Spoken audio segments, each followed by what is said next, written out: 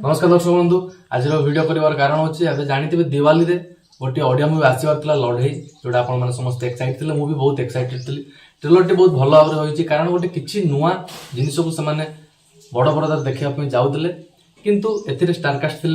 लोहित और विपक्ष थे अभिलिप्सा जोटा कि प्रथम थर बड़ बड़दार आप देखा पाई था गोटे सारा भारत वर्ष रे कोन ओडिशा पई अलग रूल एवं एनिमल पिक्चर किंबा मार्को पिक्चर किंबा तेलुगु सिनेमा किंबा तमिल सिनेमा एक्शन पई अलग रूल भिन्न धरण गोटे लव स्टोरी और लड़ई मूवी ना जेहेतु रही यार प्रोड्यूसर थे बापा लोहित बापा निजे प्रोड्यूस करते से निजे प्रोड्यूस कर पुओ को हीरो भूमिका से देखई था बड़ पर्दार मूवी को डायरेक्शन दौले अशोक पति सार। तो जहाँ गोटे भिन्न धरणर मूवी आसबार किंतु दुखर विषय सेंसर बोर्ड ताकू संपूर्ण रूपे काटिदेला रिजेक्ट करदेला कारण ए हणाकटा रक्ताक्त ये सब सीन अच्छी तेणु से काटिदेला तेणु मूवी रिलीज हो पारा ना ना 17 तारीख अक्टोबर 17 मूवी रिलीज होबार थिला। दुखर विषय गोटे बहुत भल भाव भल धरण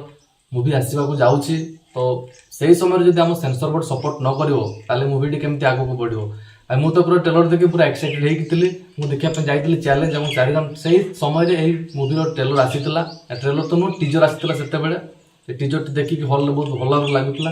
बीजीएम साउंड कहतु कलर ग्रेडिंग कहतु बा स्टोरी भी बहुत भल भाव सुनिश्चित भाव हो। तो देखा जो से आउे प्रयास जारी रखिंट मूवी पुणी से रिलीज करने चेष्टा चलते जब रिलीज हो निश्चित आम मूवी को सपोर्ट करवा गोटे नुआ हिरोइन आम ओडिया इंडस्ट्री को आसुँच जोटा कि गोटे भल धरण मूवी हाँ जाऊँगी। तो मूवी को सुनिश्चित भाव में समस्त सपोर्ट करवा। आज रही दर्शक पुणी देखा गोटे फ्रेश वीडियो।